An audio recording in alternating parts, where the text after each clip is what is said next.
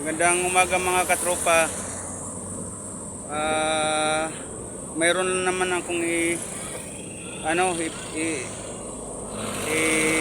papaalam sa inyo mga katropa na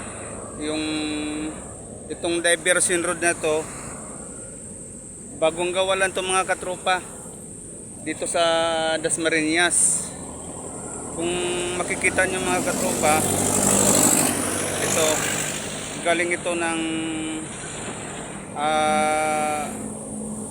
SM Palapala papuntang Carmona po ito mga katropa. Ito naman sa kabila, ito naman yung mula Carmona papuntang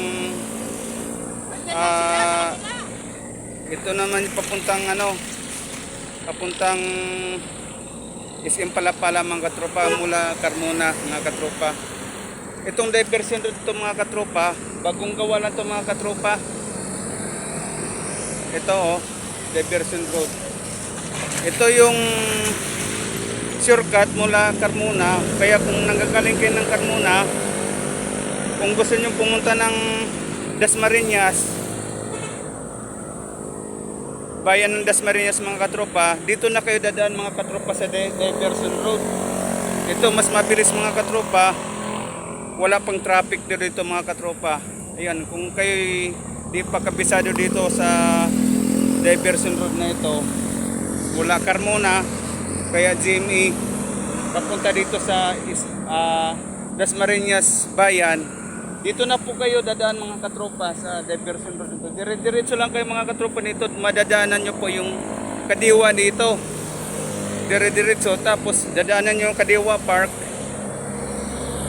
para makarating na kayo ng Dasma Bayan, Dasmariñas Bayan, Dasmariñas City. Bayan ng Dasmariñas City pala mga katropa. Ayun mga katropa, pag nanggagaling naman kayo mga katropa sa Silang, dito na rin kayo dadaan mga katropa. Kung gagaling kayo ng Silang, mas mabilis dito mga katropa yung daanan na to, kasi bagong gawa lang to mga katropa, yung diversion road na to. Yun mga katropa, maraming sasakyan mga katropa. Kung nanggagaling naman kayo ng Dasmariñas City, magtanong lang kayo mga katropa kung saan yung diversion road doon sa may Dasmariñas Bayan, para shortcut kayo papuntang Isliks mga katropa, at saka Carmona, Binyan mga katropa, Isliks. Dito na kayo dadaan mga katropa, mas mabilis dito mga katropa yung biyahe dahil walang traffic dito mga katropa. Yun, hanggang dito na lang mga katropa yung video natin. Sana may nakukuha na naman kayong idea kung saan kayo pwedeng dumaan na mas komportable at saka mabilis mga katropa. Sige mga katropa, mag-iingat tayo lahat mga katropa sa pupuntahan natin at gawain natin mga katropa sa araw-araw. Pasalamat dito sa Panginoon na binigyan tayo ng buhay araw-araw sa araw-araw mga katropa.